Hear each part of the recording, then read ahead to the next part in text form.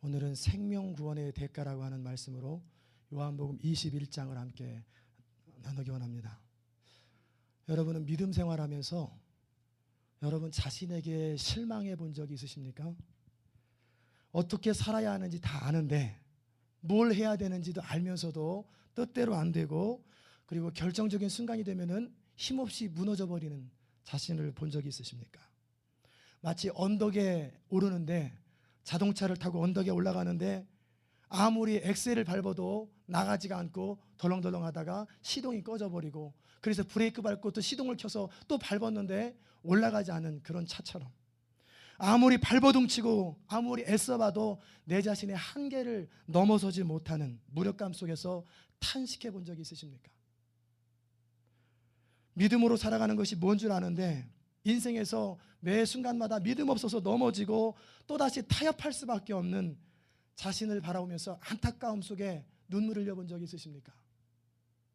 그렇다면 우리는 모두 베드로와 같은 평범한 사람입니다. 우리 주님은 오늘 실패하며 눈물을 흘리고 좌절감 속에서 쓸쓸하게 고향으로 돌아가서 나 같은 사람은 쓰임받을 수 없다라고 탄식하며 절망하며 돌아가는 그 베드로를 회복하셨던 주님을 우리는 경험하게 될 것입니다.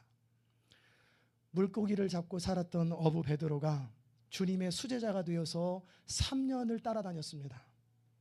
주님의 기적을 맛보았고 주님의 사랑을 받았고 주의 말씀을 들었고, 그리고 주님께서 때로는 전도하라고 할 때 하나님의 기적들이 나타나는 것들을 바라보았고 병고침이 이루어졌고, 그리고 그 하나님 앞에 충성을 다짐했던 베드로, 그 베드로가 어이없이 3번이나 부인할 수밖에 없었던 그 사실을 우리는 압니다. 그런데 이런 베드로가 나중에 초대교회 교회의 사명을 감당하며 위대한 지도자가 될 수 있었던 그 비결이 있어요. 그리고 수많은 사람을 주께로 인도하는 사역자로 하나님 앞에 쓰임받는 그 내용이 오늘 나옵니다. 동시에 우리는 한 사람 한 사람이 하나님의 사람으로 생명 구원을 하는 사람으로 변화되기 위해서 치러야 할 대가가 무엇인지를 함께 나눌 것입니다. 그 생명 구원의 대가가 첫 번째가 뭐냐면 자신의 한계와 주님의 능력을 경험해야 합니다. 나의 한계 속에서 위로부터 부어지는 주님의 능력을 경험한 사람만이 생명 구원을 할 수 있는 사람입니다. 베드로가 주님께로 돌아와 하나님 앞에 쓰임받기에는 겪어야 될 과정이 많아요. 그 베드로가 겪었던 과정은 우리가 하나님 앞에 쓰임받기 원한다면 누구나 겪어야 될 필수 코스입니다. 왜냐하면 하나님의 일은 반드시 하나님의 방법으로 이루어져야 하기 때문입니다. 우리가 주의 일을 할 때 기억해야 될 것은 내 능력이나 내 방법으로 하는 게 아니에요. 우리가 개인적으로 어떤 나의 유익을 위해서 어떤 일을 하는 것은 괜찮습니다. 또 하나는 우리가 음식점에서 뭘 먹을까 선택하는 것도 내가 할 수 있습니다. 그러나 우리가 생명을 구원하는 것, 하나님 앞에 하나님 나라를 구하며 살아가는 그런 일은 우리 힘으로 안 돼요. 내 능력으로 되는 것이 아니고 위로부터 주님의 능력이 내려와야, 임해야 된다고 하는 사실을 우리는 알아야 합니다. 이를 위해서 베드로가 레슨을 받는 거예요. 처음 베드로는 제자로서 부름받을 때 평범한 사람, 갈릴리 디베라 바다에서 고기를 잡는 어부였어요. 그의 인생에 주님이 찾아온 거예요. 하나님께서 아마 그러셨을 거예요. 밤새도록 고기를 잡았고 그물을 던졌는데 그날따라 한 마리도 잡지 못하고 이제 그물을 다 싣고 집에 가려고 하는데 한 젊은이와 사람들이 오더니 배를 빌려달라고 하는 거예요. 그 배를 물 안에 띄우고 나서 바람이 바다에서 설교를 하면 스피커가 없어도 자연스럽게 바람 때문에 성도들이 들릴 수 있으니까 그렇게 배를 이용해서 설교를 하신 거예요. 그 설교를 듣고 나서 베드로 마음속에 뭔가 비범하다, 뭔가 믿음이 조금씩 생기는 거예요. 그런데 그분이 다가오시더니 너 깊은 곳에 가서 그물을 던져라.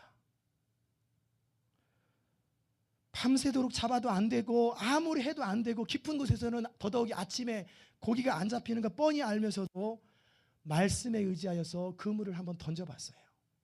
그런데 그 결과 그물이 찢어질 만큼 수없이 많은 고기를 잡은 거예요.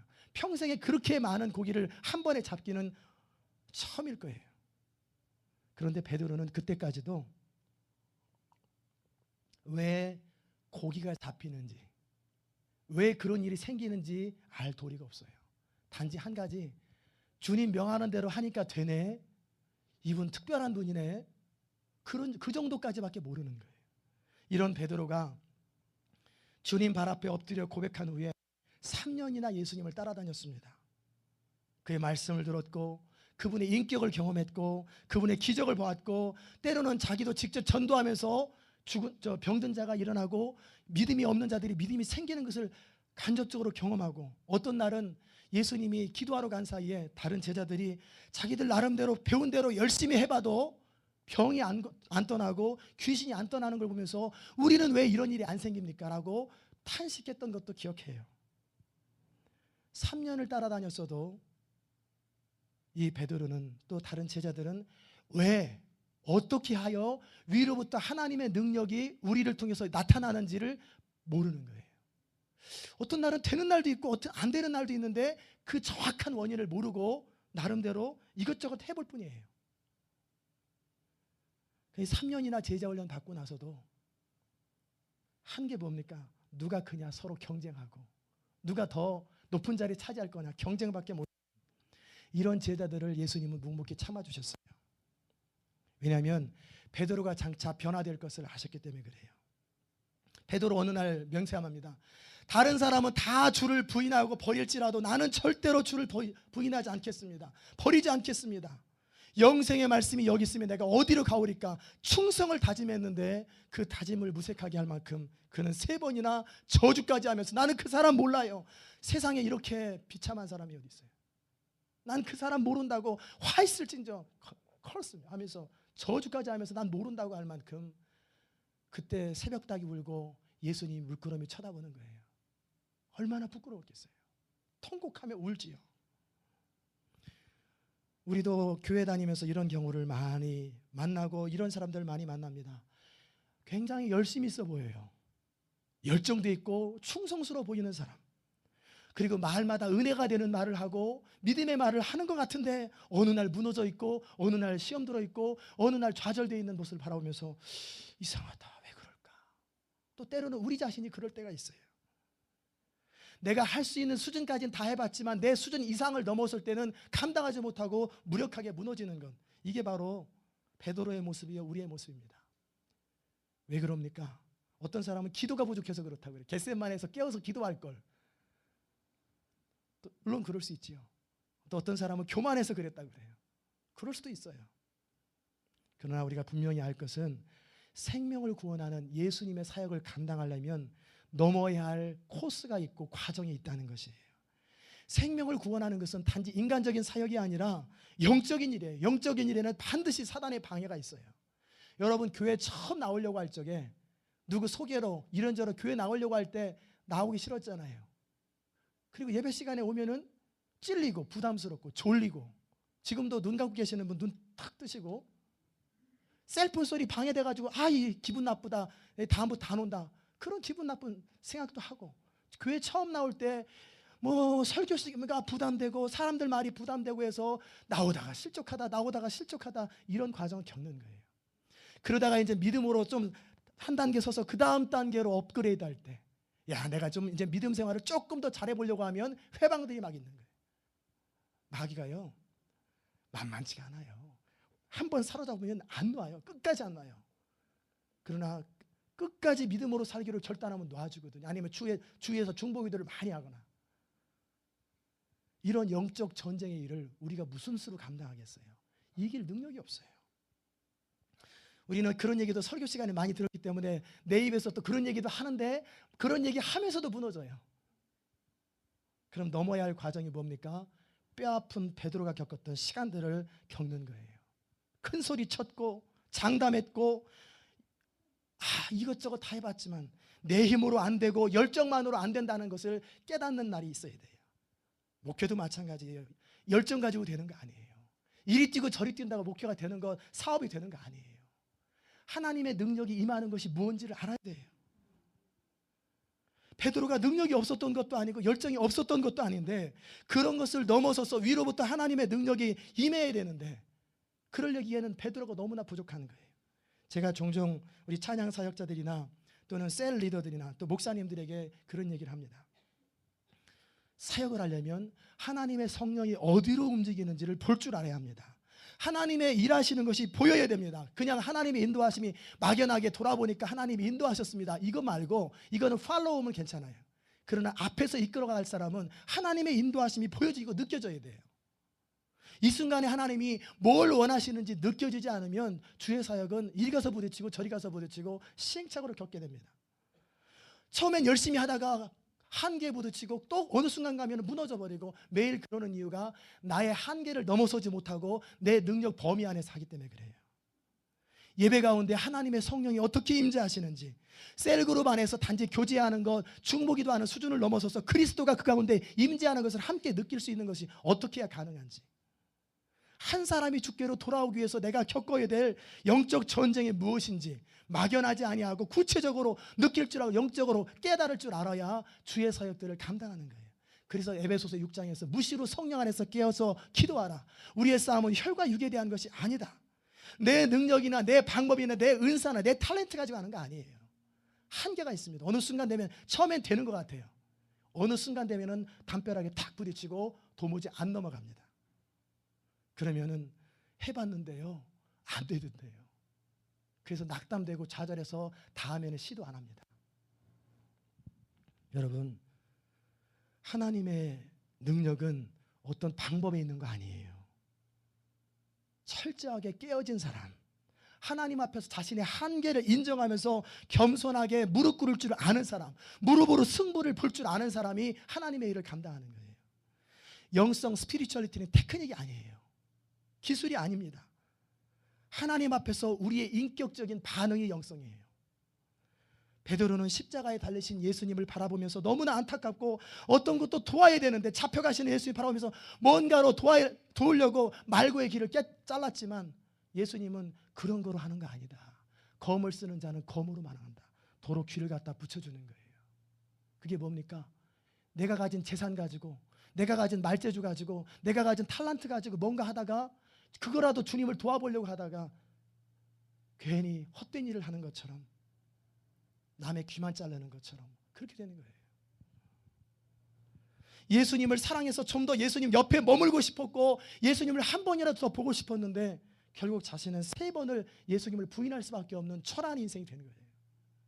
큰 소리 쳐서 되는 거 아니고요, 장담한다고 되는 것도 아니고, 능력이 있다고 되는 것도 아니고, 열정이 있다고 되는 것도 아니고, 어떤 오기가 있다고 되는 거 아니에요. 주의 일은 그렇게 하는 거 아니에요.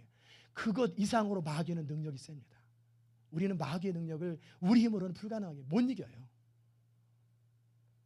이 모든 것이 소용없다는 사실을 깨닫고 하나님 앞에 무력하게, 철저하게, 절박하게 엎드려 탄식하며 기도할 때 위로부터 하나님의 능력이 임하는 것이 뭔지를 조금씩 경험하기 시작하는 거예요. 그래서 기도하는 거예요. 기도하는 사람들이 괜히 시간이 많이 남아서 기도하는 게 아니에요. 내 힘으로 그렇게 몸부림쳐 사업해보려고도 안 되고, 내 자녀 키워보려고 해도 안 되고, 내 남편 내 아내 변화 안 되고, 이 교회 셀그룹 한번 해보려고 해도 안 될 때 하나님 앞에 잠 못 자면서 무릎 아파가면서 기도하는 이유가 바로 그거예요. 기도하면 하나님의 능력이 위에서부터 머물기 때문에 그래요. 부활하신 예수님을 베드로는 목격했습니다. 너무 기뻤고 너무 반가웠는데, 그러나 자기 자신을 돌아보니까 나는 예수님을 위해서 아무 쓸모없는 인생이구나, 나는 예수님을 위해서 할 수 있는 게 하나도 없구나 뼈저리게 느끼고 고향으로 돌아가서 고기나 잡으러 가야 되겠다. 나 같은 것이 무슨 주의 일을 하냐.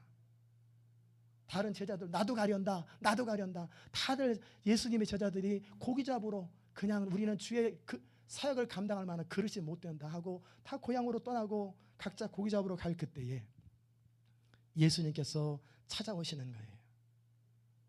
제자들은 자신이 이제는 더 이상 쓸모없는 인생이다, 나는 주를 위해서 아무 일도 할 수 없다라고 고백한 그때 예수님 뭐라고 말씀하십니까? This is the time. 바로 지금 네가 주의 일을 할 준비가 된 거다, 그 말씀하시는 거예요. 제자들은 밤새도록 그물을 던집니다. 또 한 마리도 못 잡혀요. 바닷가에서 예수님은 그들을 기다리면서 얘들아 너에게 고기가 있느냐? 없나이다. 예수님 말씀하십니다. 배 오른편에 그물을 던져라. 여러분 생각해 보세요. 왼편에 던지면 안 잡히던 고기가 오른편에 던지면 고기가 잡히겠어요? 같은 장소에서. 이건 말이 안 되는 얘기예요. 그 말은 뭡니까? 나를 떠나서는 너희가 아무것도 할 수 없습니다. 그 말이에요. 똑같은 상황, 똑같은 조건인데 왼편에 던졌을 때 뭐 그전에도 오른편에 던졌겠지요. 안 잡히던 고기가 내 능력의 한계로 안 잡히던 것이 주님 말씀 앞에 순종함으로 그물을 던졌을 때 그물에 가득 고기가 잡히는 것을 경험하면서 이들은 로드, 주님이시다라고 달려가는 거예요. 베드로는 겉옷마저 벗어졌지, 겉옷을 둘러 입고 그냥 쫓아가서 헤엄치고 그 먼 거리를 가는 거예요. 다른 제자들은 노를 지어 가지만 정작 주님 앞에 갔지만 할 말은 없는 거예요. 반가워서 가긴 갔어요. 근데 또 부끄러운 거예요. 그때 예수님이 떡과 고기를 준비하시고 그들을 위로하시면서 말씀하셨어요.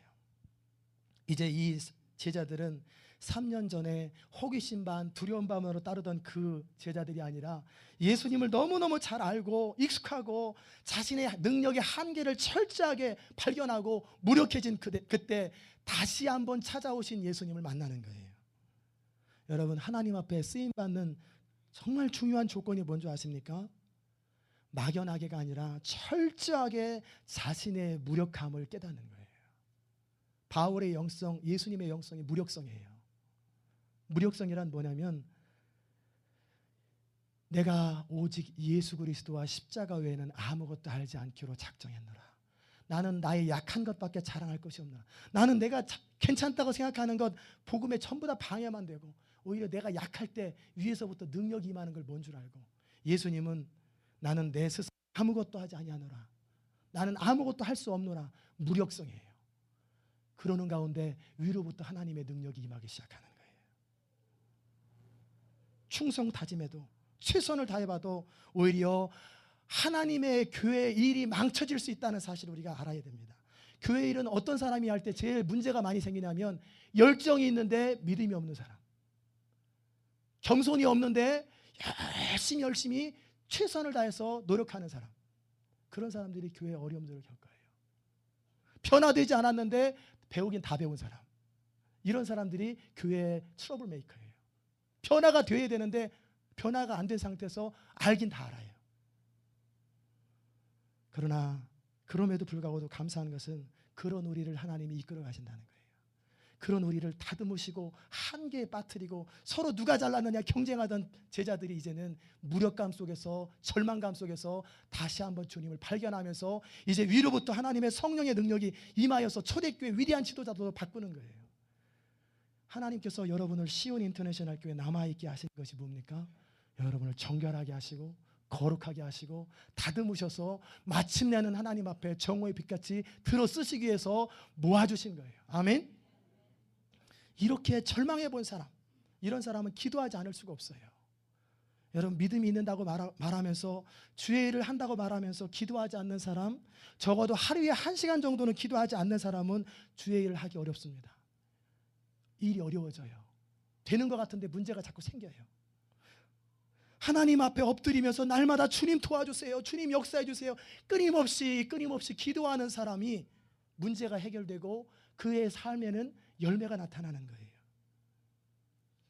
철저하게 낮아짐을 경험한 사람, 철저하게 깨어지는 것을 경험한 사람은 겸손합니다. 그리고 무릎 꿇을 줄 알아요. 하나님은 베드로와 다른 제자들이 그렇게 되기를 기다리신 거예요.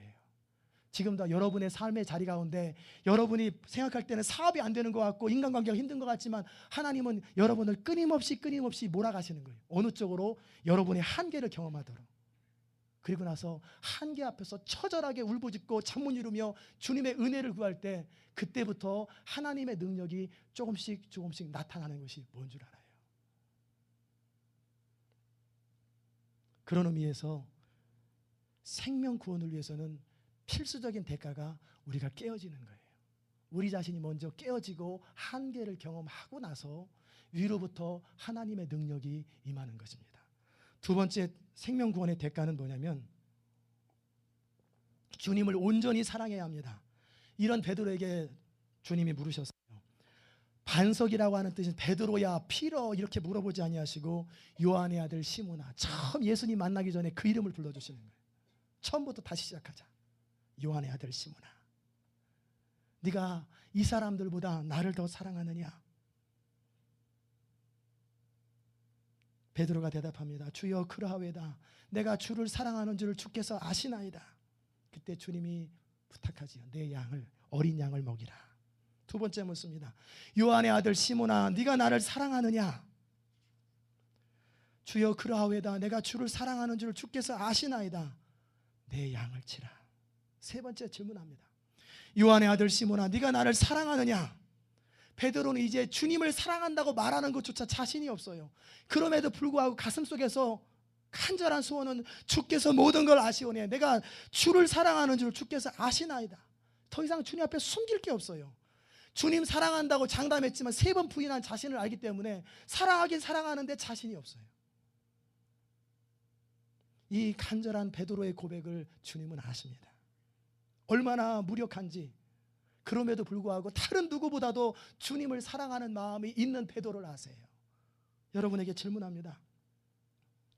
여러분, 다른 어떤 사람들보다 주님을 사랑하십니까? 사랑하십니까? 그런 우리에게 주님은 맡기시는 거예요. 어떤 사람이 생명을 구원하는 일에, 하나님 나라 확장하는 일에 쓰임받는지 아십니까? 주님을 사랑하는 사람이에요. 주님을 자신의 인생보다도 다른 누구보다도 주님을 사랑하는 사람이 주의 일을 할 자격이 있는 거예요. 주님의 사역은 능력으로 하는 것이 아니고 주님의 사명이 가장 첫 번째라고 고백하는 사람이 하는 것입니다. 주님의 사역은 주님의 뜻을 분별할 줄 아는 사람, 주님의 음성을 들을 줄 아는 사람, 하나님의 뜻이 무엇인지 아는 사람, 이런 사람이 하는 거예요. 하나님의 마음을 알지 못하는 사람은 주의 일을 하지 못해요. 하나님의 음성을 듣거나 하나님의 뜻을 알고 하나님의 마음을 아는 것은 어떤 테크닉이 아닙니다. 하나님을 경험하는 삶을 공부한다고 되는 거 아니에요. 단지 방법을 알 뿐이에요. 그러나 문제는 우리 마음 중심에 하나님을 향한 전적인 사랑이 있는가? 정말로 하나님을 사랑하는가? 그러면 하나님의 계명을 지키게 되어 있어요. 우리가 왜 성경을 어깁니까? 왜 하나님 말씀에 불순종합니까? 하나님을 향한 사랑의 마음이 너무 약해서 그래요. 그 말씀을 순종할 만큼 내 안에 주를 향한 사랑이 없어서 그럽니다. 주님을 따르는 사람, 주님의 제자는 가족과 친척과 자녀와 재산과 심지어는 자기 목숨보다도 주님을 더 사랑해야만이 주의 사역을 감당할 수 있어요. 우선순위에 밀리는 사람은 처음에는 되는 것 같아요. 그러나 결정적인 순간이 되면은 자기 부인이 꼭 안 돼요. 셀프 디나일이 꼭 안 돼가지고 화가 나고 자존심 상하고 속상해서 안 해버려요. 하나님 뜻보다 자기 뜻이 늘 앞서고 하나님의 때를 기다릴 줄 모르고 서둘러요. 그저 열심히만 하지 열매가 없어요. 그래서 예수님은 내 안에 거하지 아니하면 without me you are nothing. 나를 떠나서는 너가 아무것도 할 수 없다고 말하는 거예요. 그 예수님과 친밀한 사랑의 관계를 유지하는 사람, 하나님과 하나됨이 무엇인지를 아는 사람, 이런 사람은 하나님이 어떤 분인 줄 알고 그런 사람의 사역을 하면 열매들이 나타나요. 실수해도 괜찮습니다. 부족해도 괜찮아요. 그러나 중심으로 주님을 뜨겁게 사랑하는 사람, 이런 사람의 주의 사역을 감당할 때는 부족한 부분들은 사람들이 다 옆에서 돕는 사람이 생기고요, 실수한 것 하나님이 커버해 주시고요, 말 잘 못하는 것 하나님께서 아론 같은 사람, 훌 같은 사람 다 붙여주셔서 해결하세요. 그러나 중심에 하나님 사랑함이 없는 사람은 하나님도 아직은 쓰기 일러요. 여러분, 어떤 사람이 하나님의 일을 감당합니까? 그게 생명을 구원하는 거거든요. 가장 영광스러운 것이 생명을 구원하는 거예요. 이 일은 하나님 앞에 다듬어진 사람들, 하나님을 정말 사랑하는 사람들, 하나님은 천사도 못하게 만드셨어요. 천사도 흠모하는 것이 생명을 구원하는 거예요. 맡겼다고 모든 사람이 다 하는 거 아니에요. 교회의 최고의 사명이 뭡니까? 교회가 해야 될 최고의 사명이 뭡니까? 생명을 구원하는 거예요. 생명 구원이 교회의 최고의 사명인 줄 알면서 실제로 생명 구원을 위해서 투자하고 모든 걸 힘쓰는 교회가 많지 않아요. 어떤 목사님이 한 7, 8개월 전에 저한테 이 말씀을 하셔서 제가 너무너무 화가 났어요. 대놓고 뭐라고 할 수는 없고 왜 말해봐야 안 되니까. 목사님, 교인 70명만 되면요 자립이 되거든요. 그럼 사례비가 나와요. 그럼 더 부흥하려고 하지 마세요. 몸만 힘들어요. 사례비 더 올려주는 것도 아닌데 적당히 하세요. 제가 그 말씀을 듣고 뭐 하는 건가, 이게 뭐 하는 건가. 그러다가 저는 너무너무 안타깝지요. 지난 주간에 제가 문득 2주년을 맞이하면서 이런 생각을 해봤어요. 여러분도 한번 계산으로 상식적으로 한번 생각해 보세요. 10가정에 11조를 드리면 한 사람의 풀타임 사례비가 나와요. 그렇죠? 10분의 1을 떼어주니까. 20가정에 11조를 하면 렌트비가 나와요. 30가정에 11조를 하면 교회 학교 사역자와 사례비가 다 나옵니다. 40가정에 11조를 하면 교회 유틸리티와 교회에 필요한 최소한의 재정이 공급됩니다. 그러면 40가정이면 80명이에요. 거의 80명. 그러면 전교인이 다 11조 되는 거 아니니까 한 120명에서 130명 정도 되면 교회가 자연스럽게 유지됩니다. 그렇지요? 그런데 거기서 50% 예산을 띄워버리세요. 그래서 그걸 생명을 구원하는 데 써보세요. 그러면 50% 모자라는 거예요. 그러면 여기에 이제 방법이 나와요. 어떻게 이게 가능할까? 생명구원 안 하면 됩니다. 그냥 우리끼리 다 먹고 쓰면 충분히 교회 유지됩니다. 두 번째 방법은 10분의 1을 내든지. 그리고 10분의 2 내는 거 어렵잖아요. 그렇지 않으면 아끼는 거예요. 세 번째 방법은 철저하게 아끼는 거, 절약하는 거예요. 아니면 성도가 늘어나도 사역자가 안 늘어나든지. 그래서 전주에 한국의 안디옥교회는 성도가 2,000명이 넘습니다. 그런데 예배당을 못 지어요.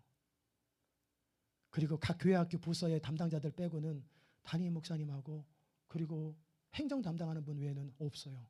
성도들이 성도들을 서로 챙기고 모든 것들을 발란티어로 다 합니다. 그래서 60% 예산을 선교로 씁니다.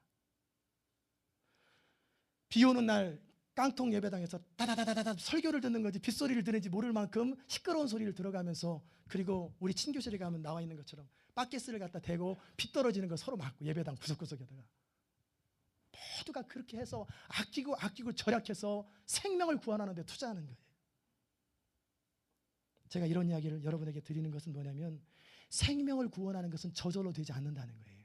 분명히 대가를 치러야 돼요. 여러분이 경험한 것처럼 한 아이가 잉태되어서 뱃속에 있을 때 저절로 자라지가 않아요.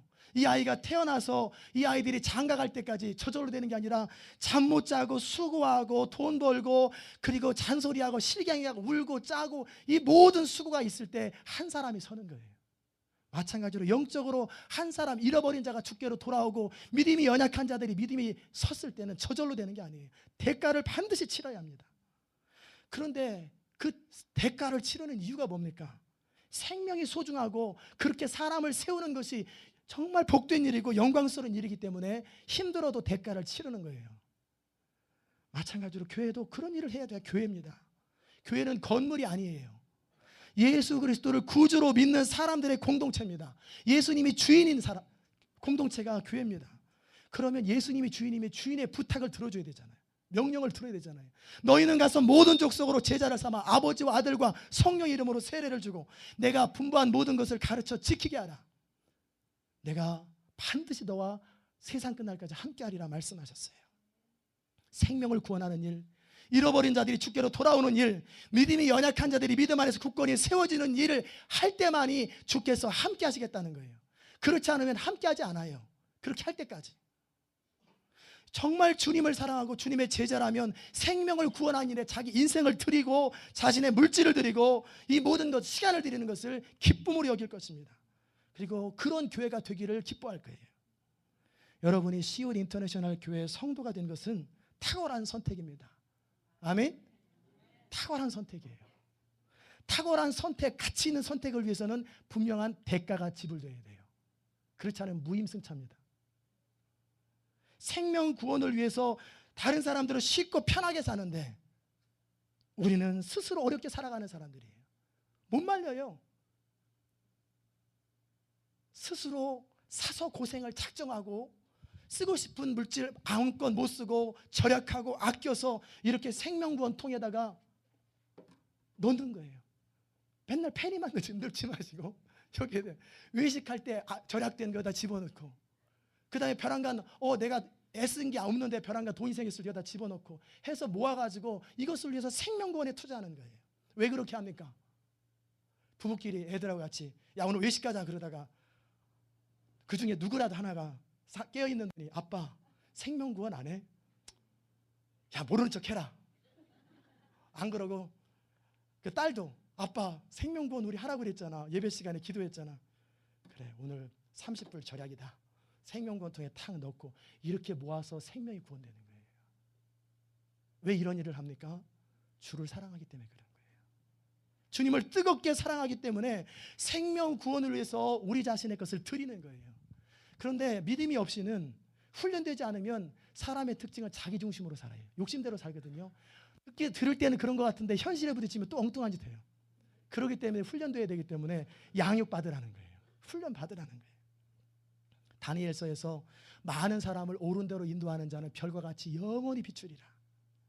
여러분이 하나님을 사랑하기 위해 열정을 가지고 온 인생을 걸고 생명을 투자한 시간, 물질은 영원히 남습니다. 그러나 자신의 편안함을 위해서, 좀 더 안일함을 위해서 살아가는 것, 그 당시는 편할지 몰라도 주님 앞에 설 때 너는 헛된 인생을 살았다. 너는 아무것도 남지 않는다. 영원히 슬퍼하며 영원히 부끄러움을 당할 거예요. 평생 헌신이라는 것을 못 해본 사람, 전적으로 주님을 위해서 드려본 적이 없는 사람, 이런 사람과 생명 구원을 위해서 사자굴에 들어가기도 한 사람, 생명구원을 위해서 자기의 모든 것을 투자한 사람하고 어떻게 하나님 앞에 똑같겠어요? 다릅니다. 여러분 생명구원을 위해서 어느 정도 희생하셨습니까? 영원히 남는 것을 위해서 살아갑니까? 그렇지 않은 모든 것은 다 결국 썩어버리고 살아봐야 하루 세 끼 먹는 겁니다. 이래 먹어도 세 끼고 저렇게 먹어도 세 끼고 큰 집에 살아도 작은 집에 살아도 잠자는 건 똑같아요. 그러나 나중에 인생 노후에 하나님 앞에 이제 임종 직전에 돌아보면 남는 거 하나도 없어요. 그러나 어떤 사람은 영원히 남는 가치 있는 인생을 살다가 주님 앞에 설 것입니다. 생명을 구원하기 위해서는 주님을 사랑하는 마음으로 대가를 지불하는 거예요. 세 번째, 어떤 사람이 생명을 구원합니까? 자신에게 주어진 사명을 온전히 바라보고 가는 사람. 베드로의 고백을 들으시고 예수님께서 그에게 양을 맡기면서 분명히 선언하셨어요. 내가 진실로 진실로 내게 이르노니 젊어서는 네가 스스로 띠띠고 원하는 곳으로 다녔거니와 늙어서는 내 팔을 벌리리니 남이 내게 띠띠우고 원치 않는 곳으로 데려가리라. 네가 젊었을 때는 지금까지 네 마음대로, 네 하고 싶은 대로, 네 의사결정 하고 싶은 대로 살아왔지만 이제는 너의 뜻대로 살지 아니하고 내가 너의 인생을 이끌어서 너를 사용할 것이다. 어떠한 죽음까지 당할 거고 어떻게 하나님께 영광 돌릴까를 베드로에게 말씀하시는 거예요. 그러면서 나를 따르라. 이 좌절했던 베드로, 쓸모없는 인생이라고 주저앉았던 베드로가 다시 한번 사명을 주면서 나를 따르라고 했을 때 기쁜 각오와 그리고 하나님을 향해서, 예수님을 향해서 헌신의 마음이 가득합니다. 그런데 문득 옆에 있는 요한이 보이는 거예요. 친한 사람이라 그런지 몰라도 저 요한은 어떻게 되는데요? 그때 우리 주님이 내가 다시 재림할 때까지, 올 때까지 그를 머물게 할지라도 이게 너하고 무슨 상관이냐. 그랬더니 사람들이 오해를 해요. 지금도 많은 사람들이 자기 중심으로 모든 걸 듣기 때문에 오해를 해요. 여러분이 대화법에서 보면은 사람들은요, 말한 사람 의도대로 듣는 게 아니라 자기 듣고 싶은 대로 들어요. 그러니까 말을 해도 완전하게 설명하지 않으려면 말하지 않는 게 좋아요. 사람은 자기 듣고 싶은 대로 골라서 들어요. 그러니까 이 분명히 뭐라고 말씀하셨냐면, 사람들이 소문내기를 요한은 다시 주님 재림할 때까지 안 죽는다더라. 그 얘기가 아니잖아요. 요한이 내가 다시 재림할 때까지 산들 안 산들 그게 너하고 무슨 상관이냐, 너는 네 일만 열심히 하라, 그 얘기거든요. 믿음 생활하면서 중요한 것은 하나님과 우리와의 개인적인 관계예요. 많은 사람들이 너무나 다른 사람들을 의식하고 보이려고 합니다. 그러나 믿음은 철저하게 하나님과 우리와의 개인적인 관계예요. 주께서 우리에게 사명을 주셨을 때는 그 사명에 집중하는 거예요. 그래야 온전히 앞으로 나갑니다. 운전하면서 두리번 자꾸 하면 사고 나요. 표대를 향해서 가는 거예요. 목적지를 향해서. 다른 것을 너무 신경 쓰면 집중이 안 되고 자꾸 산만해져요. 어느 임금님이 한 말이 많은 신하에게 명령했어요. 야, 너 이 컵에 물을 가득 담아가지고 저기 보이는 우물 한 바퀴 돌아오너라. 그런데 거기서 물 한 방울이라도 떨어지면 네 목이 떨어질 줄 알아라. 이 신하가 왕의 명령이니까 어떡합니까? 이 두 손으로 들고 막 벌벌 떨면서 정말 신중하게 한 걸음 한 걸음 조심하면서 부지런히 갔다 왔어요. 그때 왕이 물었어요.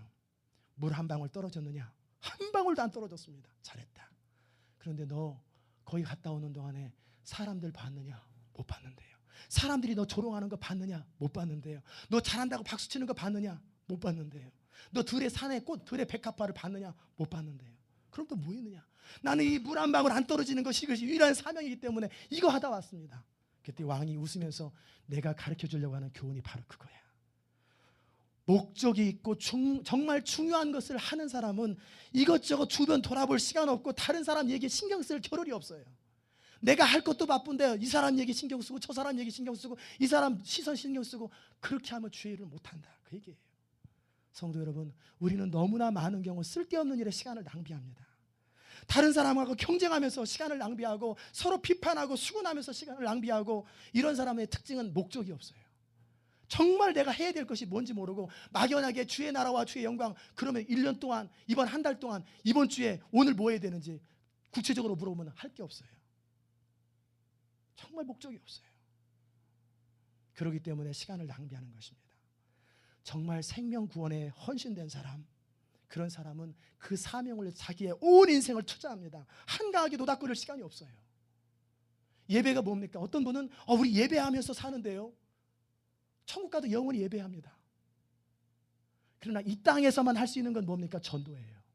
생명을 구원하는 것은 천국 가서는 못해요. 이 땅에서만 할 수 있는 거예요. 예배를 왜 드립니까? 함께 서로 격려하고 위로부터 충전을 받은 다음에 내 세상의 삶의 자리 가서 복음을 전하고 생명을 구원하려고 이 시간 워밍업 하는 시간이에요. 근데 어떤 사람은 맨날 워밍업만 해요. 축구 시합을 해야 되는데 바깥에서 워밍업만 하다가 또 안 하고 워밍업만 하다 안 하고 그렇게 인생 다 보냅니다. 그러면서 나는 한평생 예배했는데요. 누구나 다 예배하는 거예요. 예배하고 그 다음에 어떻게 할 거냐. 잃어버린 자가 주께로 돌아오고 믿지 않는 자가 주님께로 돌아오고 이런 일에 여러분의 시간을 사용하는 거예요.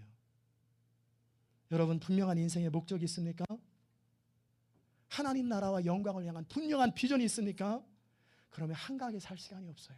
부지런히 돈을 벌고 부지런히 기도하고 부지런히 사람 만나고 슈퍼맨 슈퍼우먼이 되는 거예요. 그렇게 달아서 없어지는 거예요. 건강관리도 물론 해야죠. 이렇게 온전히 하나님이 맡겨주신 사명에 집중하는 사람은 열매가 나타납니다. 내가 그렇게 몸부림쳐도 안 되던 자녀들 믿음 안에 잘 자랍니다. 내가 그렇게 해보려고 해도 안 되던 사업이 사람들이 막 오는 거예요. 매니저들이 좋은 사람 들어오고 막 연결이 돼요. 우리가 하나님 앞에 정말 집중된 인생, 헌신된 인생은요 저절로 되는 게 뭔 줄 알아요. 이리저리 몸부림 안 쳐도요 이리 뛰고 저리 뛰 안 해도 하나님께서 자연스럽게 시냇가에 심은 나무처럼 시절을 쫓아 과실을 맺으며 그 잎사귀가 마르지 아니함 같으니 그 행사가 다 형통하리로다. 아주 형통한 것이 뭔지를 경험하게 돼요. 그래서 어찌 찬양 안 할까, 어찌 찬양 안 할까. 이렇게 살아가면서도 열매는 열매대로 나타나고 생명 구원은 생명대로 하고 그렇게 살아가는 거예요. 사랑하는 성도 여러분, 말씀을 마무리합니다. 생명을 구원하는 것만 영원히 남습니다. 몇 사람 전도하셨습니까? 지금까지 믿지 않는 자가 주님께 돌아오는 일을 위해서 어느 정도의 시간과 물질을 사용하셨습니까? 믿음이 연약한 자를 내 자식을 키우는 마음으로 마음고생하면서 그들을 위해서 눈물을 흘리고 실갱이하면서 얼마큼 수고하셨어요. 정말 가치 있는 일, 생명을 구원하는 일엔 대가가 반드시 지불돼야 합니다. 대가가 지불되지 않는 것은 가치 없는 거예요. 생명 구원의 대가가 뭡니까? 오늘 세 가지를 말씀드렸어요. 철저하게 먼저 우리 자신이 깨어져서 내 능력이나 내 방법이 아니라 위로부터 하나님의 능력과 방법으로 하는 것을 배우는 것. 두 번째는 그 무엇과도 비교할 수 없을 만큼 주님을 사랑하는 거예요. 세 번째는 주님이 나에게 주신 사명에 온전히 집중하는 것. 이것이 바로 목적 있는 삶입니다. 여러분은 시온 인터내셔널 교회에 등록하셨습니다. 참으로 탁월한 선택을 하신 거예요. 옆에 계신 분한테 한번 인사하십시다. 당신은 탁월한 선택을 하셨습니다.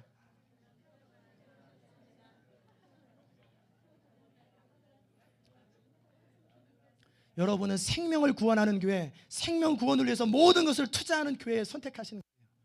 그렇다면 함께 그에 따른 대가를 지불하는 거예요. 교회는 그런 일을 하는데 혹시라도 만에 하나라도 여러분과 여러분의 가정은 그런 일을 하지 않고 살아간다면 무임승차입니다. 그러면 교회는 복을 받아도 여러분 개인과 가정은 복이 없어요. 교회는 잘 되는데 개인은 안 돼요. 왜? 나도 똑같이 교회와 같이 그렇게 생명군을 해서 헌신해야 합니다. 하나님은 공평하신 분이고요, 하나님은 정확하신 분이에요. 계산이 철저하신 분이에요. 우리가 정말 하나님 나라와 의를 구하면서 생명구원을 위해서 살아간 만큼 보상하시는 분이십니다. 그러면 영원까지 함께 하시고 떠나지 않겠다고 약속하시는 거예요. 저는 오늘 말씀을 들은 여러분이 정말 생명을 구원하기 위해서 남은 생애를 투자하는 그런 복 있는 인생이 되길 바랍니다. 조금 불편해도 괜찮아요. 조금 덜 먹어도 괜찮고요. 생명을 구원하기 위해서 내가 투자한 시간과 물질만이 영원히 남습니다. 이 말씀을 꼭 기억하시고 이 축복의 대열에 영광스럽게 서시기를 주의 이름으로 축원합니다. 기도하십시다. 하나님 감사합니다. 우리 주님께서 죽기 직전에 우리를 구원하실 수도 있었지만 일찍부터 우리를 구원하신 것은 천사도 흠모하는 생명을 구원하라고 맡기신 것임을 저희가 고백합니다. 하나님, 우리가 남은 생에는 정말 생명을 구원하면서 인생을 아름답고 값지게 사용할 수 있는 법을 배우게 하여 주옵소서. 우리 자신의 한계 속에서 절망하고 그러나 위로부터 하나님의 능력이 임하는 법을 배움으로 겸손하게 주님 앞에 서므로, 그리고 전심으로 주님을 사랑하고 우리에게 주신 생명구원의 사명에 온전히 집중하고, 이를 위해서 사업도 하고, 이를 위해서 자녀도 키우고, 이를 위해서 내가 모든 것을, 운동도 하고 모든 걸 하는 그런 생명을 구원하는 그런 아름다운 인생이 될 수 있도록, 그야말로 영원히 남는 인생이 될 수 있도록 주께서 복을 내려 주시옵소서. 예수 그리스도의 귀하신 이름으로 기도드리옵나이다. 아멘. 자리 일어나셔서 찬송가 268장 우리 찬송하십시다.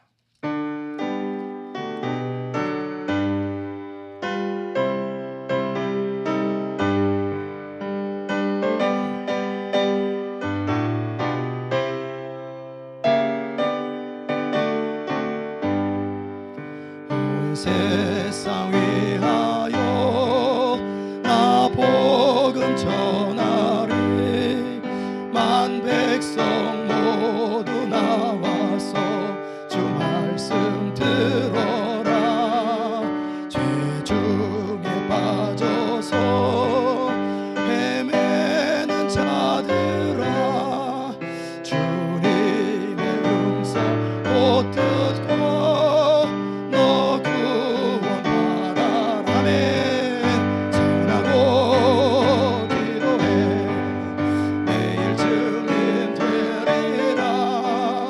세상 모든 사람들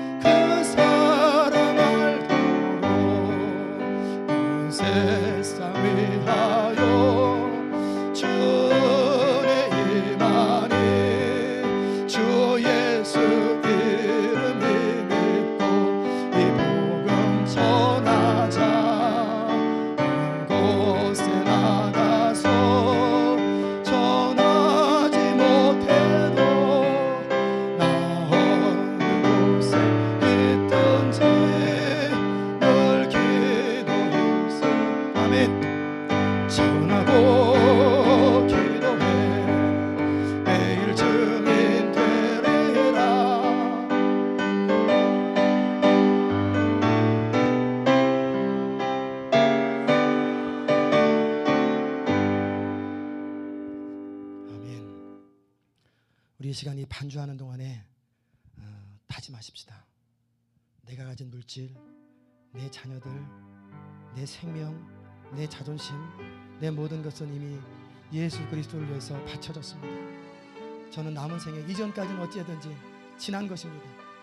이제 남은 생에는 생명을 구원하며 살기 원하오니 먼저 우리 자신을 다듬어 주시고, 그리고 주님을 뜨겁게 사랑하는 마음을 주시고, 그리고 생명권을 해서 온전히 집중하는 생애를 살기 원한다고 우리 같이 한번 통성으로 결단하면서 기도하십시다.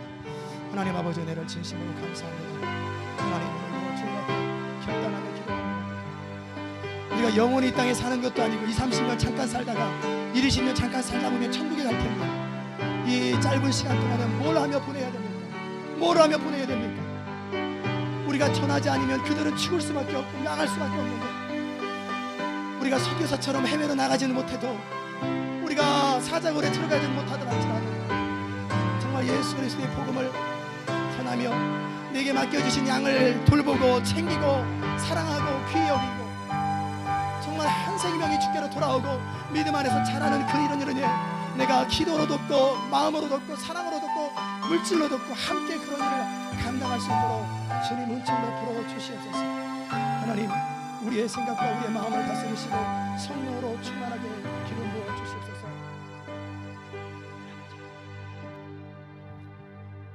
하나님, 오늘도 주님의 은혜를 인하여 감사합니다.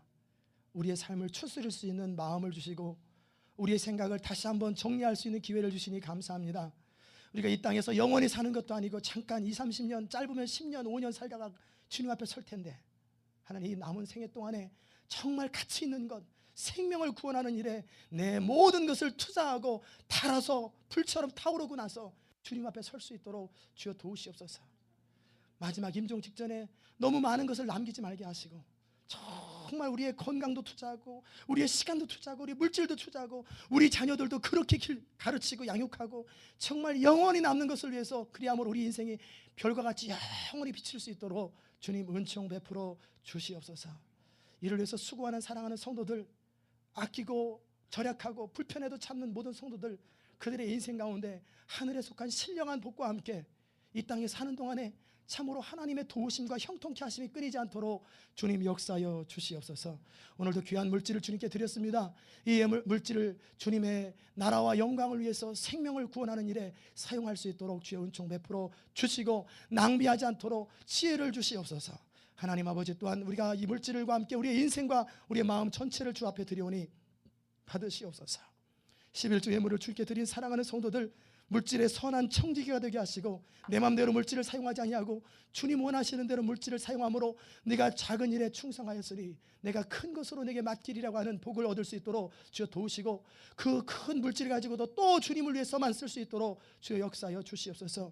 감사 예물을 주 앞에 드린 사랑하는 성도들, 환경과 상관없이 믿음으로 감사하는 자들에게 그 믿음으로 인하여 하나님의 영광을 보게 하시고 기적을 경험하는 인생 되게 하여 주시옵소서. 주일 예물을 주님께 드린 사랑하는 성도들, 매 예배 때마다 하나님의 임재를 경험하며 결단하며 다짐하며 순종할 수 있는 믿음을 더하셔서 참으로 창대한 인생 될 수 있도록 도우시옵소서. 하나님, 그의 나라와 그의 의를 구하며 전도 예물로, 구제 예물로, 선교 예물로, 장학 예물로 주 앞에 드린 성도들, 영혼이 잘된 같이 범사에 잘되는 복을 허락하여 주시옵소서. 주의 몸된 교회를 사랑하여서 건축 예물로, 시설비로, 그리고 강단 헌화로, 그리고 남몰래 숨어서 봉사하는 것으로, 눈물로 기도하는 것으로, 그리고 청소하는 것으로 주님 앞에 주의 전을 사모하는 모든 성도들에게 다윗과 같이 하나님 마음에 합한 자가 될 수 있도록 주님 역사하여 주시옵소서. 오늘도 주님을 사랑하며 함께 정성껏 주님께 예배드린 모든 성도들, 이 예배를 받으시고 하나님 나라에 기록되는 예배가 되게 하여 주시옵소서. 감사드리며 예수 그리스도의 귀하신 이름으로 기도드리옵나이다. 아멘. 하늘에 계신 우리 아버지여, 이름이 거룩히 여김을 받으시오며 나라의 마옵시며 같이 땅에서도 이루어지이다. 오늘날 우리에게 일용할 양식을 주옵시고, 우리가 우리에게 죄 지은 자를 사하여 준 것 같이 우리의 죄를 사하여 주옵시고, 우리를 시험에 들게 하지 마옵시며 다만 악에서 구하옵소서. 대개 나라와 권세와 영광이 아버지께 영원히 있사옵나이다. 아멘. 제가 축도를 주기도문으로 바꿨습니다. 이제는 우리 주 예수 그리스도의 은혜와 하나님 아버지의 무한하신 사랑과 성령의 감동하심이 오늘도 생명 구원을 위해서 기꺼이 대가를 치르기로 결정하는 주의 귀한 성도들 머리 위에 인생과 자녀들과 모든 것 위에 이제부터 영원까지 함께 하시기를 간절히 축원하옵나이다. 아멘.